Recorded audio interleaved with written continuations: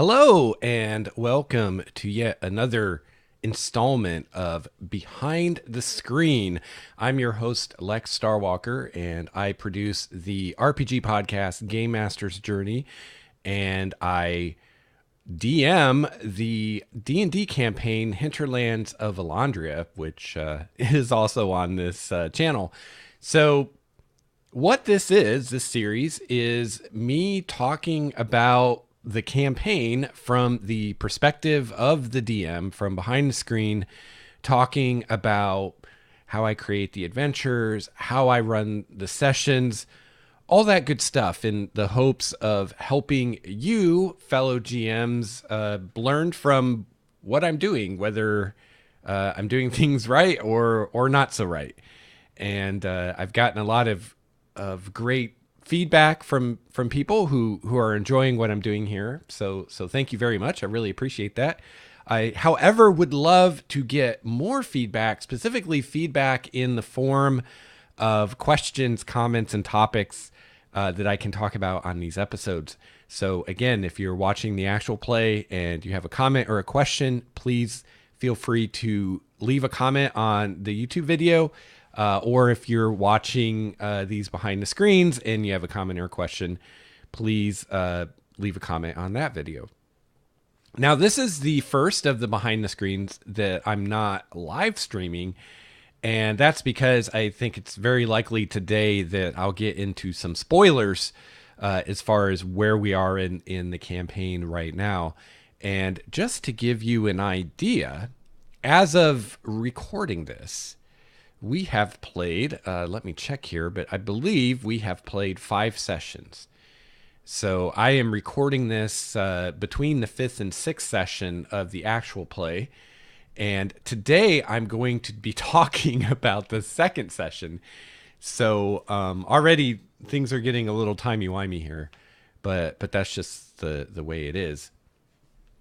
So I'm very quickly getting to the end of the episodes that I wrote when I first started the campaign. So I going into a lot of detail on the first few sessions, but due to the production of this and kind of the way this is working, I didn't want to keep doing that because these are already quite a bit behind of the actual play itself, and I'm only now starting to get into spoiler territory.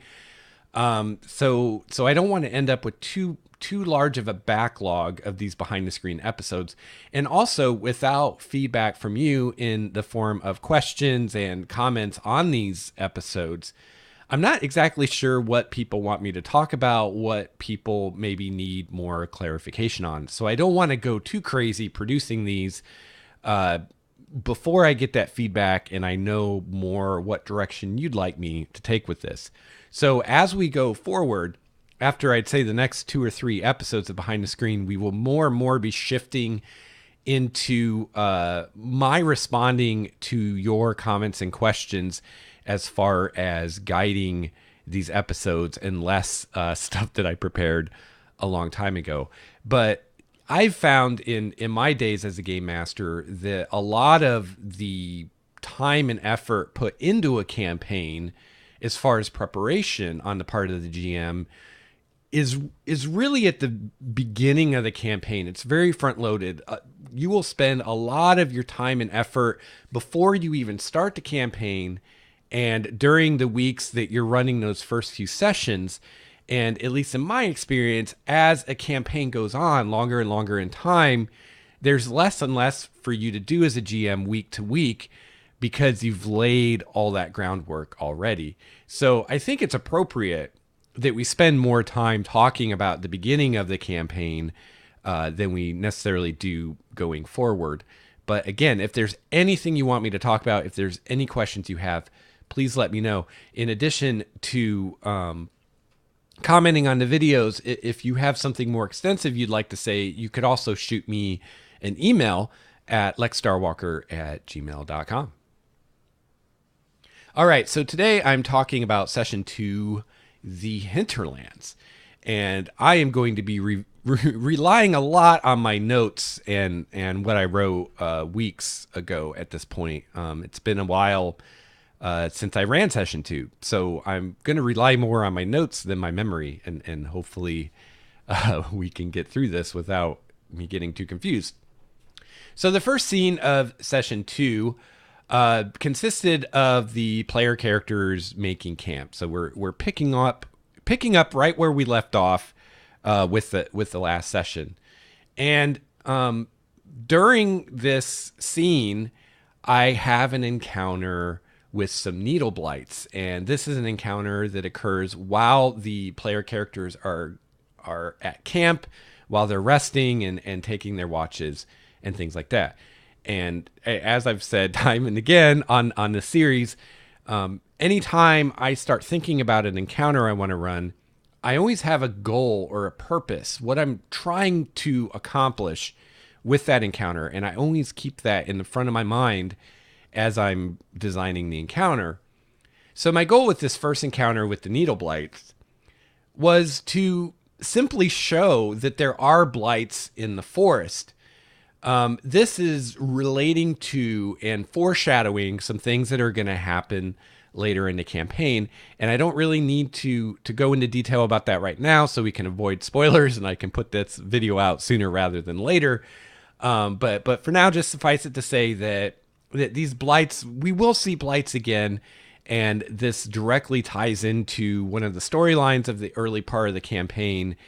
And so I wanted to have an encounter with blights to foreshadow that, to establish, hey, these kinds of creatures are around, and maybe possibly pique the player's interests and make them wonder what's going on with these blights. But that would be icing on the cake. Really, the purpose is just to establish that blights exist, so that later in the story, when they encounter the blights again, they can be like, oh yeah, I remember these guys. This also relates to a vision that Bryn had. And so really quickly, I should tell you that there is one little piece of content of the campaign that unfortunately you as the viewer didn't get access to. Even though we record all our sessions, and even though I even recorded the preludes that I did with the players, there's still things that happen on our forum and over email that unfortunately you just don't see. And one of those things that happened was before we started the first session. So between the end of the preludes and the first session, I sent an email to each player, and I had each player character at some point in their past have something strange that happened to them. And it kind of varied from character to character. For some of them, it was a weird thing that happened. For some of them, it was a strange dream that they have that stuck with them, or a vision that they had that stuck with them. And especially in Primordia, it can be very difficult to tell the difference between a vision and a dream. And a lot of times they're the same thing. There isn't really a difference. But that's a whole can of worms, another topic for another day. So Phoebe's character, Bryn, who is the Furbolg druid, in her vision, saw this twisted and evil tree. And, I'm just thinking out loud here, but if you're interested in those visions, if you'd like to know what those entailed, let me know. And if I hear from people that are interested, maybe I can get that to you some way. I could maybe just post the text from the email somewhere as far as what the visions were, or maybe I could share them with you on a future episode of Behind the Screen. So if you'd like to know more about the visions that each of the player characters had, let me know. All right. So anyway, Bryn has this vision about this twisted and evil tree. I'm not going to go into a lot of detail because I don't want to get too spoilery with this, so that I can release this sometime relatively soon.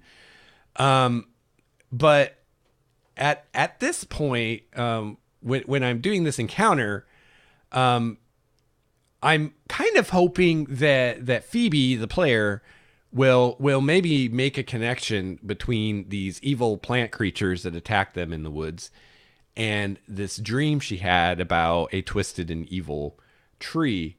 Unfortunately, that didn't happen. And that's the thing as a game master, when we plan encounters or whatever we're planning to do in a session, things don't always work out the way that we think they will or the way that we hope they will. And players don't always figure things out that we think that they will figure out or that we hope they will figure out, or they don't always think of the specific things that you hope that they think about. And that's just part of being a game master. And it's just something you have to learn to deal with and compensate for. And the way I do that personally is I always hedge my bets, and I always have some kind of alternative. And I also try especially when it comes to like foreshadowing and stuff like what I'm doing here, I always try to do it sooner rather than later. So I'm hoping that this encounter with the blights can kind of foreshadow this thing that's coming later. But in order for it to do that really well, the players kind of need to make this connection between these creatures and this vision that Phoebe's character had. And they don't make that connection, but that's okay because it's early enough in the campaign. We have enough time before that element of the story will come into play anyway, that I will have other opportunities to try to foreshadow this again. And so that's one trick I use is if I know something is coming in the future and I want to foreshadow, I want to set that up ahead of time. So when it happens, it makes sense that it happened. I do that as early as I possibly can, just in case things don't go the way I want. So I can try again and again until what I need to happen happens. So this is a perfect example of that. And it's interesting, as I'm recording this, as I said, we've already played through the first 5 sessions, and there's a part coming up where the player characters hear about a magical tree, and as a possible solution to a problem that they have, and I don't want to say too much in case you're not that far in the story yet. I don't want to spoil it for you. But they hear about this magical tree, which has nothing actually to do with this twisted and evil tree that Bryn saw in her vision. But Phoebe remembered her vision and is associating these two things and is thinking that this magic tree that they're now pursuing is going to be this tree that she saw in her vision. It's not.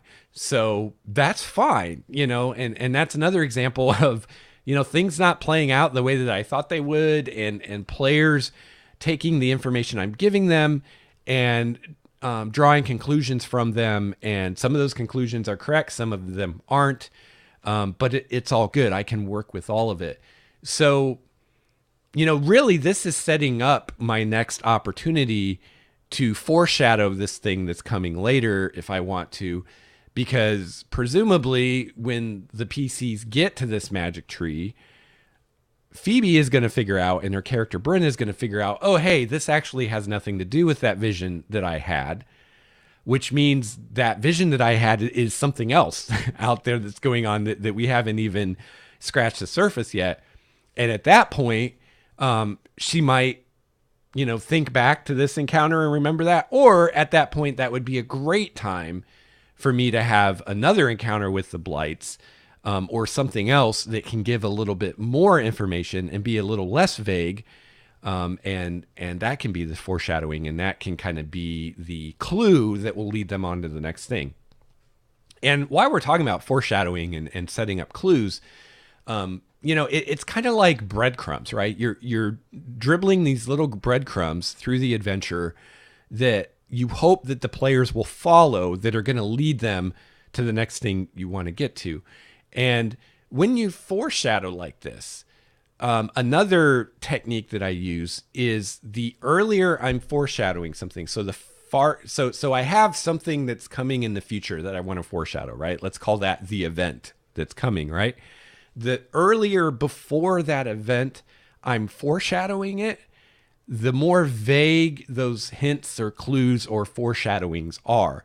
The nearer to the event the foreshadowing gets, the more specific it gets. And the reason for this is because ideally when the time for the event comes, ideally I've foreshadowed it more than once, hopefully a few times, so that when the players finally figure out what's going on, they can have this aha moment and be like, oh, this is what's happening. And actually, we have these clues from previous sessions that feed into this theory we now have of what's happening, and it all fits together and it makes sense. And the more of those foreshadowings you can have that they can piece together, or the more of those clues you've given them, or those pieces of the puzzle that they can piece together, the more fun that aha moment is going to be, and the more confident they can be in their new understanding of what's going on. But if I'm going to give numerous clues to this event, numerous foreshadowings beforehand, I have to be careful that I don't give the thing up right away, right? So the first clue I give, I don't want it to be a very specific clue that could lead the PCs or the players to the answer, right? I don't want them to find the answer yet. So that's why the earlier clues are more vague, and like this blight thing. I mean, honestly, it would take quite a leap, I think, for Phoebe at this point to make a connection, because it is so vague. And also, at this point that this encounter happens, Phoebe is the only one that knows about that vision, because I handled these through private emails, and the players haven't discussed their visions with one another. I was kind of hoping that they would do that, but it makes sense that they wouldn't right away, because their characters don't know each other real well. I just hope that by the time the players' characters know each other well enough to talk about these weird visions or things that happen to them, that they haven't forgotten about them at that point. But because those visions and things were loaded with foreshadowing and things that will come into play later and make sense later, which makes me think again that maybe I should make that available to you guys. So let me know if you'd like that. So this is a very vague kind of clue to what's to come, but completely understandable that it kind of went over the players' heads, because it was probably too vague. But that's okay, because again, this is really early. I've got lots of time, lots of game sessions before this thing happens that I'm trying to foreshadow. So I have lots of opportunities to foreshadow it and give hints to it more directly. So with this encounter, I wasn't trying to kill the player characters. I didn't care about the encounter being super challenging or hard or deadly or anything like that. I wasn't even concerned with the encounter giving them a serious threat. So, one thing to think about as a GM, there's all the prep we do to set up a game, but then there's also how we run the game at the table. And part of being a GM is improvising and adjusting, changing what you're doing on the fly during play in response to what the players are doing. And this is when it can be really helpful to always keep in mind your purpose, why you're doing what you're doing. So for example, this encounter, my purpose is just to show that the blights exist, give the players a fun combat encounter, and that's really it. I don't care about it being super challenging or a serious threat or anything like that. So when I run the encounter, I'm just going to run the encounter and let the chips fall as they may. On the other hand, if with this goal I was wanting it to be a challenge, then that might be something where I'd use various strategies so that I could adjust the difficulty of the encounter on the fly so that it would be truly a challenge. So maybe I established that, well, there's not just the 6 or 7 blights that are in the PC's camp that they're fighting, but there's also more blights that they hear around them that can enter the fray at any moment, so that if the encounter's too easy, I can bring more blights in and make it the level of challenge that I want. So that's the way I would run that encounter if one of my goals with the encounter was to give the players a real challenge. But that isn't my goal with this. So I did, if I remember right, it's been a while since I ran this session, but I believe I did at least hint that there were more blights in the forest than what they saw and what they fought. But I didn't bring them into the combat because, again, I wasn't concerned with how challenging the combat was. I just wanted them to have an encounter with blights. That was really it. So I didn't see any point in like drawing it out and bringing in more blights and trying to, really give them a challenge. But it was kind of nice to establish that there were more blights in the area. And you remember I did the same kind of thing with the mana core encounter earlier. So that I kind of am setting a precedent of, that's how things work in this game. That's how things work in Primordia. Just because you have an encounter with 6 blights doesn't mean those are the only blights around. Doesn't mean that there aren't 30 blights in the nearby area and you're just facing 6 of them right now. And so that way in the future, when I use that as a technique to kind of dial in the difficulty of an encounter, the players are already used to that. They've already seen that happen before, and they've seen it happen in a situation where they knew there were more bad guys out there, but thankfully they never engaged. Well, now we're in a situation where reinforcements do engage. So, it's always good to almost kind of train your players, right? Not to be insulting, but it is kind of like training them, right? Of, this is what you can expect. This is how things work. And it's just really important as a GM to be consistent so the players can figure out the logic of your game and start to anticipate and make smart decisions.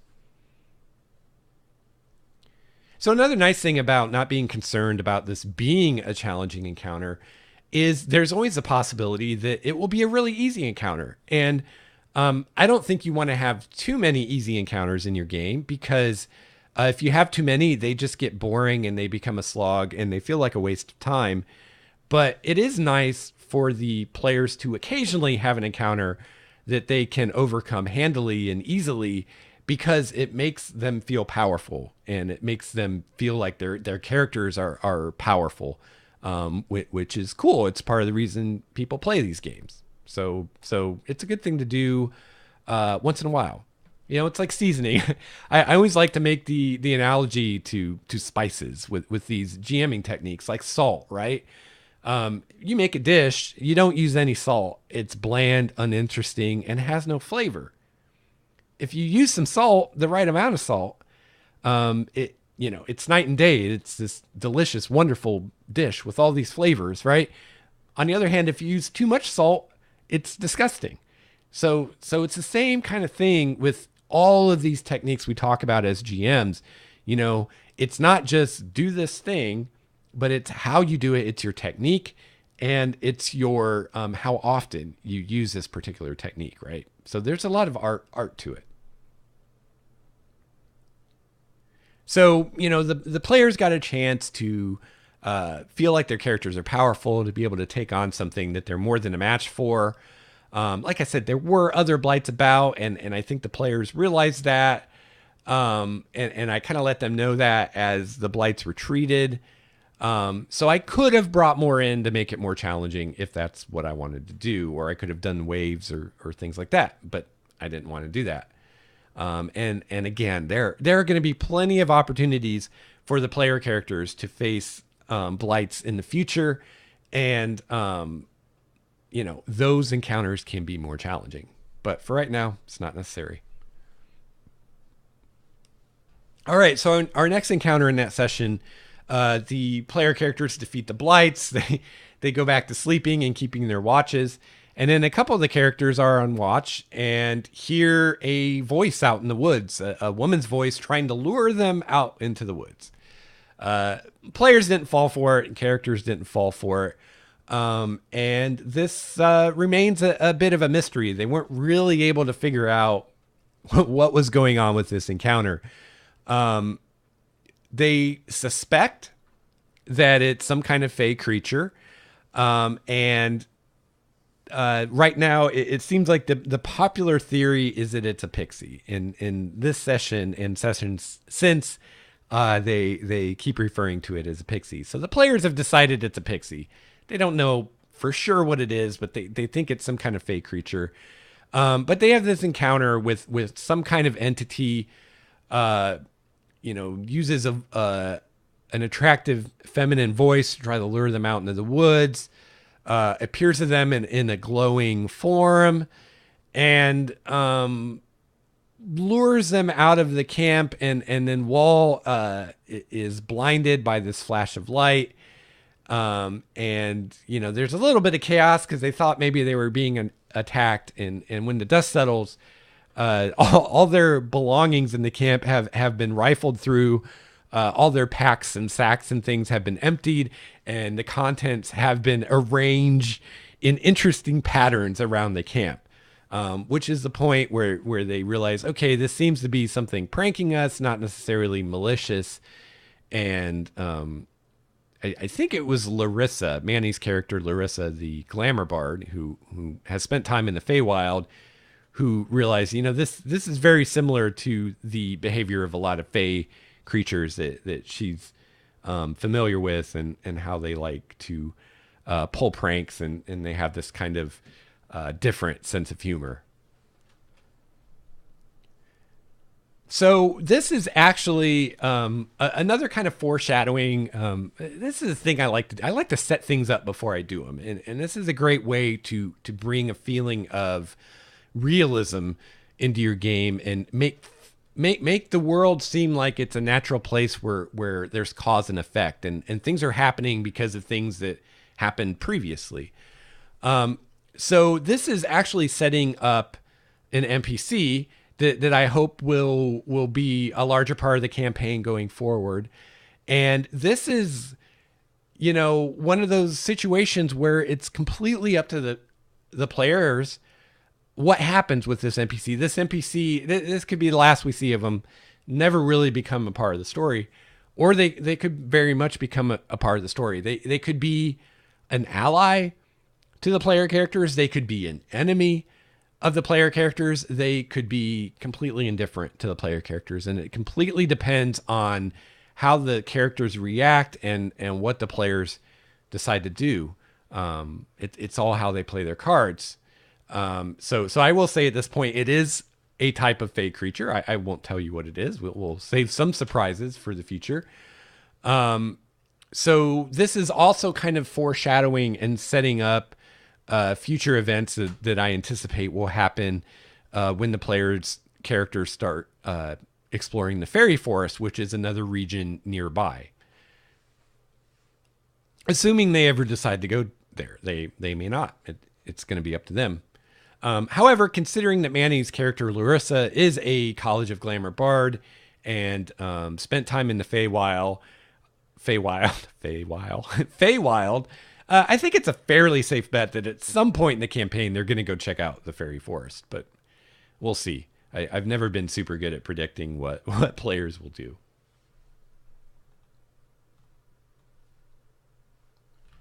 All right, so that's basically scene one. So we've got a scene of them in camp. We've got a couple encounters, one combat, one not, and then they sleep the rest of the night and wake up the next morning. So the second scene of this session is they're searched for the village, and this will include another encounter. And this encounter is with an ogre that they come across while they're trying to find the village, Dianar's Rest. So this I intended to be a truly challenging encounter for the PCs. I thought this will be their first really challenging fight. And, it'll be a chance for them to kind of prove themselves. Up to this point, they've faced opponents who were either fairly evenly matched or were not as powerful as the PCs, or maybe were evenly matched, but were just outnumbered by the PCs. So this was the first chance for them to fight something on their level, maybe even a little above, something that they could kind of feel some pride in defeating if they managed to defeat it. And also would be my first chance to give them some treasure. Which honestly was one of the big motivators for me to do this encounter, is just because of the nature of this campaign and the adventures and what I have planned for the beginning of it. Especially for the beginning, like the tier 1 stuff, like levels 1 to 5 or so. I There's not a lot of really natural opportunities to hand out treasure to the player characters. And I always I like everything in my games to make sense, right? And I especially like it to make sense when player characters get treasure. So I don't just give them treasure willy nilly.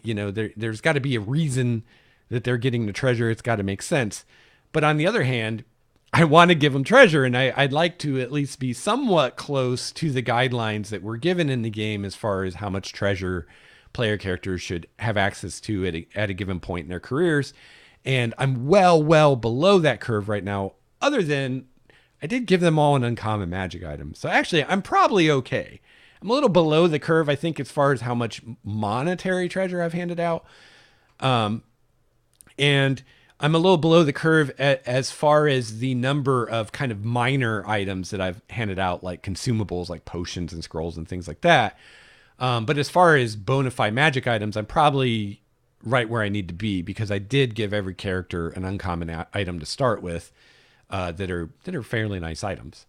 But I know in the design of this campaign that there aren't a lot of opportunities for treasure. So I'm always on the lookout for an encounter I can use that can also be a believable way for the player characters to find some treasure. And a lot of the things they've been encountering are animals or monsters that don't carry things around. Like dinosaurs don't have pockets that they keep money and magic items in, right? So an ogre, on the other hand, is a sort of intelligent humanoid that does have pockets and do have possessions and tools and things like that. So it would make sense that an ogre might have some kind of treasure. So I foreshadowed the fact that this ogre might have treasure, because when the PC that was scouting ahead saw the ogre was rummaging through a large sack that he was carrying. And the PC heard the tinkling of metal items banging together as ogre's rummaging through the sack, which was kind of me trying to telegraph, hey, this ogre's got some treasure, you guys. However, the players wisely, I think, but again, this was not what I expected them to do, decided to avoid the ogre entirely. I kind of go back and forth whether I think this was a little metagamey on the player's part. Definitely from the conversation that the players had, it was very metagamey, like, oh, ogre's too high CR for us right now. We shouldn't fight this. Which I'm not a fan of, players who approach the game in that way. I'd rather you are in your character's head and thinking, how would your character react? Not thinking about game mechanics, not metagaming. But this was an instance where, they would have been the same. I would have preferred that they would have had those thoughts in character, in that conversation in character, and been like, this thing is big and scary looking. Let's not fight it. Even if that was informed by metagame kind of stuff. But in this instance, I think either way, you end at the same conclusion, which is, yeah, we don't want to deal with this right now. Which is not what I expected. And I'll hold this out as an example to all those people out there who say and seem to believe that players will never run away or players will never back down from a fight. It's just ridiculous. But there are people that believe that, and maybe there are players that play that way, but I tell you what, teach them differently. I don't ever have players that play that way, because they learn really quickly if they play that way, that's a great way to lose your character. I run a thinking game. I want my players to think. This isn't just, do roll dice, do damage, subtract hit points. This isn't a computer RPG, right? Or a video game, right? This is, I'd like to think on a higher level where you actually have to think creatively. And yeah. So yeah, fleeing is always an option. Retreat is always an option. And I did not expect the players to avoid this fight, not because I believe that players will never run away, because I know that's not true. But because it was only one ogre, and even if some of the players knew what CR it was, I mean, there's 6 of them. They're a little overpowered for their level, I think. if only because they all have a decent magic item. So I would have thought that they would have gone for it and at least engaged it and see how it goes for a round or two and then maybe withdraw. But they elected to avoid it entirely. So again, this is an example that yes, players will avoid a fight.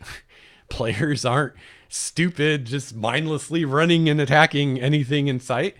And it's also an example that I can't predict what players are going to do. And that's okay. You probably can't predict what your players are going to do either. And that's fine. The point isn't to predict what your players are going to do. The point is to prepare in such a way that whatever the players decide to do, you're okay and you know how to respond, which is what I shoot for. So the players wisely decide to avoid the ogre.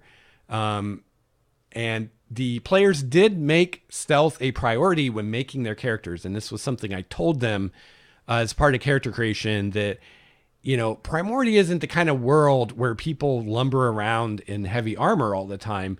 In the wilds of Primordia, it's likely more important to be stealthy than it is to be heavily armored, because there are things out there that are well beyond your abilities that you just don't want to attract the notice of. And it doesn't matter how thick your armor is.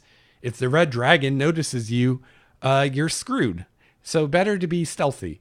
And so the players took that to heart, and I don't think there's one character that has disadvantage on stealth. Maybe Brett's character does, but I don't think he does. But yeah, so they made their group fairly stealthy, and they were able to kind of sneak past this ogre without them knowing it was there. And again, notice, you know, I mean, trying to think of how I can help you as a fellow GM or maybe a new GM. Notice that I did not go into this with a preconception of how the players, quote, should respond. I wasn't like, oh, I wanted this to be a combat encounter and I wanted to give them treasure, so they have to fight it. So I'm going to have them fail sneaking past it, right? I didn't do that. Not only do I let the players decide what they do, but then I fairly adjudicate the results, because you could be a GM who lets the players do whatever they want to do, but you're still completely railroading them based on the results of what they do. Because every time they try to do something you don't want them to do, it doesn't work. And the only thing that works is the thing that you want them to do. And I've known GMs who run their games like that. And those aren't fun games to play in. So even though I wanted it to be a combat, even though I wanted to hand out treasure, I was fine with it turning out differently, which it did. So when the players wanted to sneak by, I had them make stealth checks. I checked that against the ogre's passive perception, I believe is how I did it. That's how I would usually do it. And they were able to sneak by. Not a big deal, because it's not like this is the only time in the campaign they can encounter an ogre, right? And next time they might encounter 2 ogres or 4 ogres, who knows? And the ogre was actually, or is actually, foreshadowing something else coming later in the campaign. So because of that, I know that they will get opportunity to face off against ogres again. So I'm not concerned about the fact that they didn't fight this particular ogre. It is kind of a shame that I wasn't able to give them the treasure that he had, but that's okay. I'll find an opportunity to give them treasure sometime in the future. There's always more opportunities.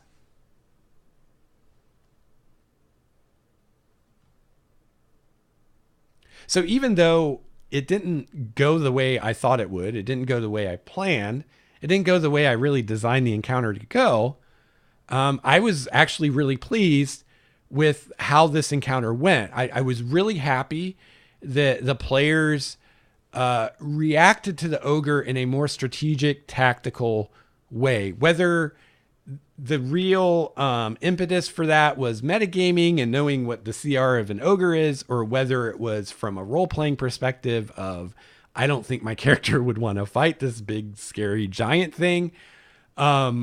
Whatever the reasoning behind it was, the result was that the players weren't stupid players and just charged the ogre and attacked it thinking, oh, it's here, we must be able to fight it, right? They used their brains, they were tactical, they were strategic, and they decided that the rewards were not worth the risk. Cost benefit analysis is what we always called that in anthropology. So the cost was too much for the possible benefit, and it wasn't worth it in their calculation. So they avoided it. And I was really happy with that. It shows that they're thinking, I think that they're approaching encounters from a more in-character perspective. Or at the very least, it shows that they're not assuming that everything they come across in the world can be defeated, which means I've done my job as a dungeon master in setting expectations as for what kind of a game are we playing, what kind of a campaign is this, because that is true. And now I know that the players understand that just because they stumble across something in the woods doesn't mean it's a fair fight, doesn't mean they have any chance of defeating it. And so they're evaluating everything they come across strategically, which is good. And another thing really quickly that I'm trying to do here, and this is something I've been trying more and more to do, specifically in 5th edition, is I try very hard not to ever use the monster manual name for a monster. So it's been a while since I ran this. I don't know for certain, but my goal, at least in this, was to never use the word ogre. And I'm pretty sure I did not use the word ogre until one of the player characters made a roll to see if they knew what this thing was, and they did. And at that point, I said it's an ogre. But up to that point, all the times I described it and talked about it, I never used the word ogre. And there's good reasons for that. For one, the characters don't know that this is an ogre. And until that character made that roll that said, hey, I do know this is an ogre, the assumption is these are fairly low-level characters. We've never had an encounter with an ogre, so they've never had an encounter with an ogre. So they don't know what an ogre is. So calling it an ogre would be giving them information for free that they should have to earn. So that's one reason. Another reason is, as soon as I call it an ogre, then that is a monster in the monster manual on a specific page of the monster manual. And all of a sudden, there's all these assumptions. There's all this baggage attached to this creature now, especially for any players who are familiar with the ogre of the monster manual. So right away, as soon as I say ogre, players who are familiar with the ogre in the monster manual are making all kinds of assumptions. They're assuming it's a certain CR. They're assuming it has a certain number of hit points, maybe a specific number of hit points, or at least a certain range of hit points. They're assuming it has a certain armor class, a certain attack bonus, a certain damage output, a certain vulnerabilities or invulnerabilities or resistances, right? They're making all these assumptions, right? Let's take a different example. Let's say a green dragon. If I tell you this is a green dragon, right away you assume, oh, it's immune to poison. It has a poison breath weapon. It has bite and claw attacks. It can fly, right? All these assumptions, because you know what a green dragon is, even if your character has never encountered one before. So even with the best intentioned players, like, we're not schizophrenic, right? We can't actually split our mind into different parts and have the different parts not know what the other parts are doing, right? So even if I'm the best player on the planet and I try to separate character knowledge and player knowledge, as soon as you tell me it's an ogre, I know things about that ogre, or I think I do.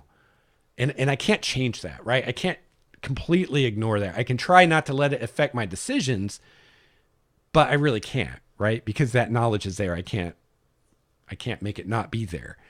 So you can avoid a lot of that by not using the names in the monster. Don't tell them it's an ogre. First of all, one, make them figure it out. And second, maybe they never figure out. Maybe you never tell them what the thing is.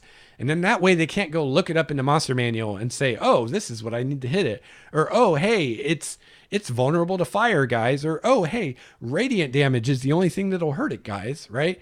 You nip that metagaming in the bud. And it also, it's not just limiting metagaming. It's also to make it more enjoyable for the players. Because if you have players that are experienced players, and especially our DMs themselves, and they have all this knowledge about the thing in the monster manual, the longer you can keep them from making that connection, the better for them, because then there's some mystery and they don't know what this thing is, and they can actually discover things about it instead of pretending that they're discovering things about this thing they already really know about as a player. The other thing I do, in addition to trying to never use the name of the thing from the monster manual, is I change things as much as I can. I try very hard never to run a monster that's exactly as written in the monster manual. At the very least, I'll change its hit points. If I have time to do nothing else, I'll at least change its hit points. I used to always use the average number of hit points that are given. But now I only do that if I'm doing something on the fly and I didn't prepare it ahead of time. And even then, a lot of times I'll adjust it in some way. But when I prepare encounters ahead of time, I will either roll hit points or do something else to get a different number in that range, because I don't want players thinking, oh, this is a goblin and every goblin has 7 hit points. I don't want them to know how many hit points it has. And I don't want every monster to be the same. So just because you hit this goblin with 1 hit that did 7 damage and it took it out, doesn't mean when you hit this other goblin and do 7 damage, it's going to take it out. Because not every goblin's the same, right? And that goblin that's in the monster manual is an archetype. It's an example of an average goblin. It's not what any particular goblin would necessarily be like. So I think by doing those two things, by not using the names in the monster manual, to not give that cue, and to change things up a little bit with your monsters, you can keep the players guessing and keep it fresh, and let them discover things in your world instead of just reading it out of the monster manual. You can change things like resistances, right? And have a creature that instead of resistance to fire, it has resistance to acid instead, just to keep the players guessing. And another thing, while I'm on this topic, another area you want to be careful is how you describe the monster, because you can give it away in your description. So, if I want to describe this ogre and I don't want the players to realize it's an ogre necessarily, I want to be careful how I describe it, right? I might really play up the fact that it's a type of giant. So they're thinking, oh, maybe it's a hill giant, or maybe it's some other kind of giant we don't know about, instead of immediately thinking ogre or something like that. So think about how you're going to describe the monster and what kind of conclusions that's going to lead to. And you can either, you can either just avoid leading the players to the obvious conclusion of what the monster actually is, or you could even try to mislead them into thinking it's something different, all in the way you describe it. All right. So now concluding session 2. So for pacing, and I think I talked about this before, I wanted the player characters to reach the village at the end of the session, at the end of the second session. Originally, I thought maybe it'd be the end of the first session, but we didn't get there in the first session. So I'm like, end of the second session is the perfect time for them to get there. That way we can begin the third session with them entering the village and exploring it, meeting NPCs, all that good stuff. And I just, for me, that seemed like the best place to do that. So to that end, to facilitate being able to end the session precisely when they see the village and they're like, oh, we found it, but we don't have time to go there yet because the session's over. Like, that's kind of the cliffhanger at the end of the session. So to facilitate that happening, I had 2 more flexible encounters, which I've talked about flexible encounters in previous episodes of Behind the Screen. I had 2 more flexible encounters that I had fleshed out and prepared, as well as ideas for a few more encounters that I could have used if I needed to. So if we, got to the end of the ogre encounter and I'm like, oh man, I got 2 hours left in the session. What do? I had encounters I could use if needed, just to pace the session so that we get to the village at the end of that session. Also, I'll point out that everything up to this point, including the unused encounters, was what I had prepared for the first session. So yes, I tend to over prepare, but I think it's better to over prepare than to under prepare. Because if you under prepare, then you get to a point in the session where you're kind of on your own and you haven't done any groundwork to help yourself out, which can be rough. But if you over prepare, the worst thing that happens is, well, now I don't have much to do for next week because we didn't use everything for this week. So I can use the rest of what I came up with for this week for next week, which gives me yet another week to come up with what's going on the next week. Because in the end, if you do it right, preparation is never wasted as a GM. So the prep I did for session 1 that I didn't use, I used for session 2, which gave me more time in the week between sessions 1 and 2 to prepare other things that would come later in the campaign. I mean, I am doing so much homebrewing for this campaign that I will never run out of things to work on. There's always more stuff I can work on. And in fact, there's things I'm behind on. Like I really need to flesh out Dayanara's and Elandra's mystery cults more. Really need to do that, but I haven't done it yet. Just so much to do, so little time. So I wanted the player characters to see the village in the distance at the end of the session, because like I said, I think that's a good cliffhanger for the end of the session. The players have the next week to wonder about what they're going to find in the village. But they get the sense of accomplishment of, we found it. We hit this milestone. We've achieved our first goal as a group. And now we can spend a week wondering what we're going to find there. Also, I think it's a great way to start the third session because we can jump right into the player characters exploring the village. They have the whole session to do so. We don't have to worry about them running out of time in the middle of exploring and meeting the NPCs and having to pick up where we left off a week ago. So it's just a great place to end the second session and a great place to begin the third session. So for session 3, I'm assuming that the player characters will enter the village, meet some NPCs, find a place to stay, and start to try to figure out how the village is still around after 5 years on their own. And hopefully at some point, they'll also remember to report into Druinda, their patron over in Elandria. All right. Just checking my runtime. So that is the conclusion of my discussion of session 2.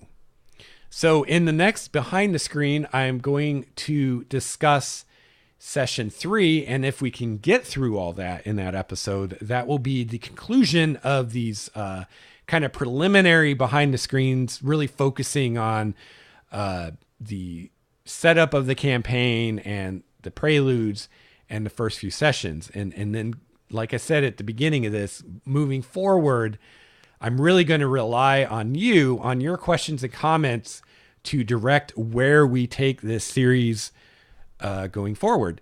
So I really urge you to get a hold of me, comment on these videos, ask me questions, tell me things you want me to talk about. Because, once I finish the next episode, kind of wait on you guys to let me know what you want me to talk about. And I really want this to move more into a Q&A so that I can really talk about what you want me to talk about, because I don't want to waste a bunch of time producing videos about things that are obvious to people or people already know how to do or people don't care about. This series behind the screen is for you GMs out there to show you how I do things, and especially for newer GMs who are maybe GMing for the first time, or you haven't been doing it very long, or maybe you've only run pre-published stuff and you're wanting to start your own campaign of your own creation, maybe in your own world of your own creation. You are who these videos are for. So if that's you, or if you're finding these helpful in any way, please comment on the videos. Give me some feedback, give me some questions, give me some comments, so that I can use that going forward, so that future episodes of Behind the Screens can be as helpful to you as possible. And I'm probably, after I produce this next one, number 8, I'm probably just gonna pump the brakes on this and kind of sit back and wait for you guys to do your part and tell me where you want me to go next. So if a bunch of time is going by and there's no behind the screens, oh, that would have been a great title. Behind the screens.